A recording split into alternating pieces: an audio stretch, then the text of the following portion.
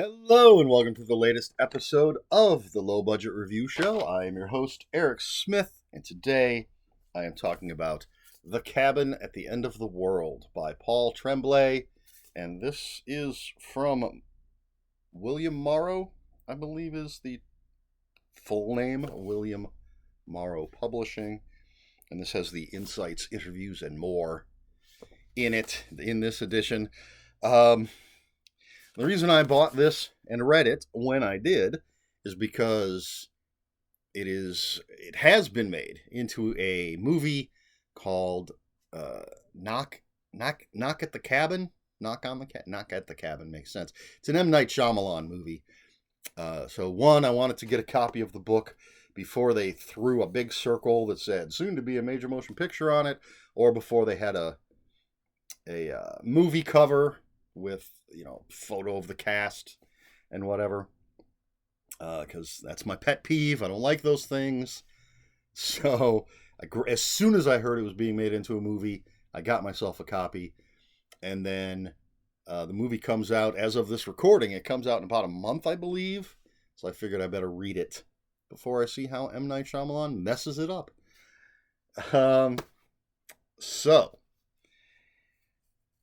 I think the best thing to do, so I can't be accused of spoilers if I just read the back cover copy in this case, because I don't want to spoil anything. So this is what we're going to do. 7-year-old Wen and her parents Eric and Andrew are vacationing at a remote cabin in New Hampshire, a handful of miles from the Canadian border, far removed from the bustle of city life, cut off from the urgent hum of cell phones and from the internet. They are more than 2 miles away from their closest neighbors. On a summer day, as Wen catches grasshoppers in the front yard, a stranger unexpectedly appears.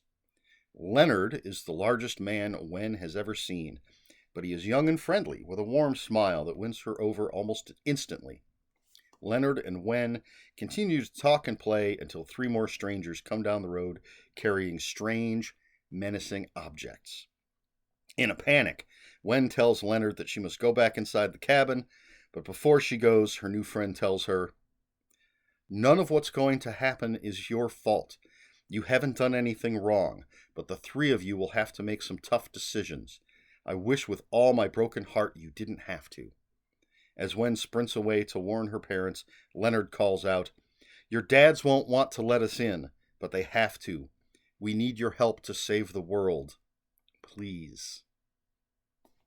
So that's the back cover copy. And that basically covers the first chapter.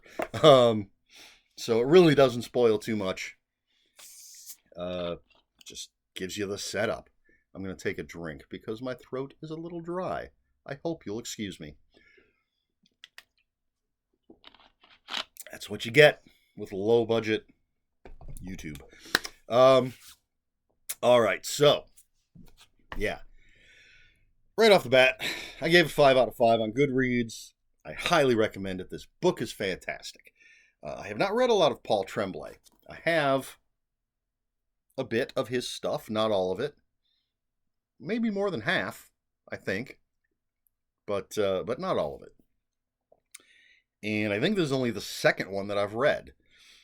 And he's got just a nice, smooth, clean writing style. Right off the bat, we're introduced to Wen, and she's a precocious child. I think that annoys some people. I like it if it's done well, and I really liked Wen. I liked, she's very smart, and I thought she was a very enjoyable character with her grasshoppers and she's taking little scientific notes as she collects these grasshoppers.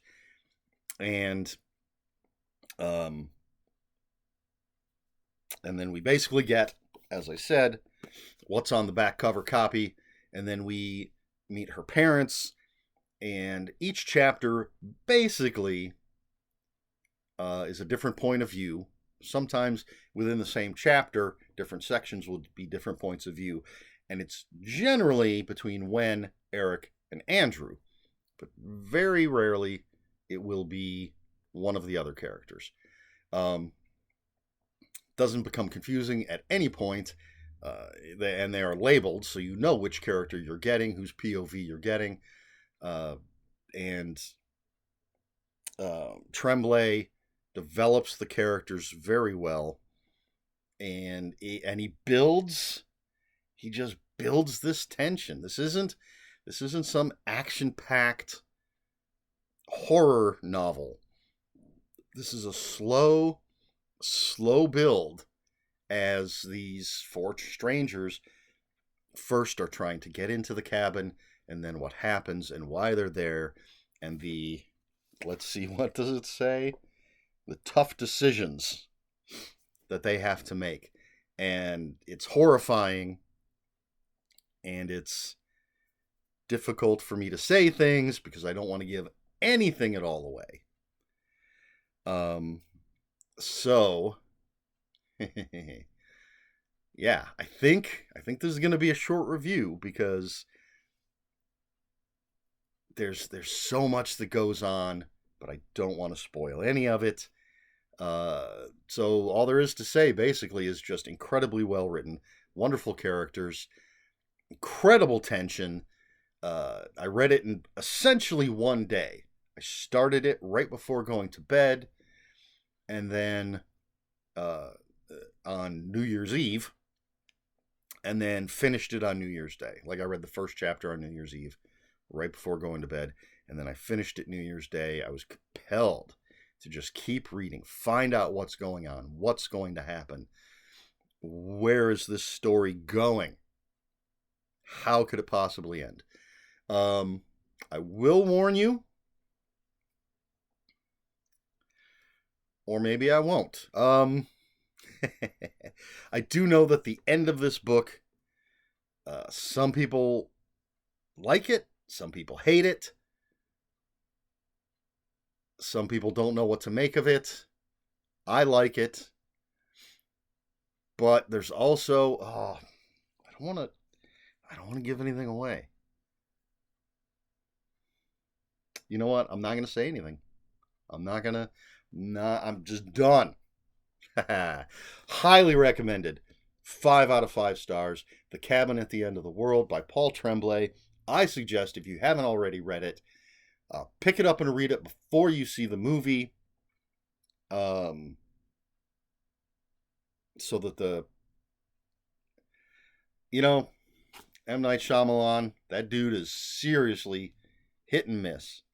I thought Sixth Sense was okay. I enjoyed the Bruce Willis one. Unbreakable, well enough. Not so much that I've ever rewatched it. I didn't like Signs. I find The Happening is a horrible movie, but incredibly entertaining. I've probably watched that one more than any other M. Night Shyamalan movie. On Bad Movie Night, we watched Avatar, The Last Airbender. Couldn't put Avatar in the title. That was horrible. Devil, which I can never remember if he just wrote it or if someone else wrote it and he directed it. Devil was okay. So I'm old. I have not seen, but it seems the stuff I have seen didn't work for me. So I'm scared. Such an incredible book. I will see the movie eventually. I don't know that I'm going to go spend theater money to see it, but I will see it because I want to see what M. Night does with it. And Dave Bautista is in it, and I like that guy. I think he's a good actor. But okay, I've almost doubled the time of this video, the length of this video, when I said I was ending. The Cabin at the End of the World, Paul Tremblay. 5 out of 5 stars. Fantastic book. Okay, so I don't have a question. Again, as always, I never seem to think ahead. But let me know what you think of M. Night Shyamalan. Do you watch his movies? Do you have a favorite movie? Do you have a least favorite movie? I know people that love Signs. I just didn't think it was a very good movie at all. As I said, I'd much rather watch The Happening and laugh my ass off at that bad movie than sit through some of the grind of some of his other films. I hear Split's really good. I haven't seen that yet, and I've been blackmailed into watching The Visit, which I hear is good, but my nephew and niece-in-law, they moved, and they said I'm not allowed to come to see their new house until I watch The Visit so that we can talk about it. But anyway, what do you think about Mr. Shyamalan? The highs and the lows. Let me know in the comments below. If you have any comments, questions, corrections, please put those in the comments below. Now, comments are open for spoilers. Just post a spoiler warning, but seriously, go into this thing spoiler free. It's so good. But I'm not going to change my policy for one video, so just post a spoiler warning if you want to talk about spoilers in the comments. If you'd care to follow me on other social media, my Twitter is at Ronan5757. My Instagram, where I post pictures of books, comic books, board games, and fuzzy animals, is Eric Smith 5757. That's Eric with a K, ERIKSMITH 5757. That's all I have for you. This has been the Low Budget Review Show. I have been Eric Smith, and until next time, read more books.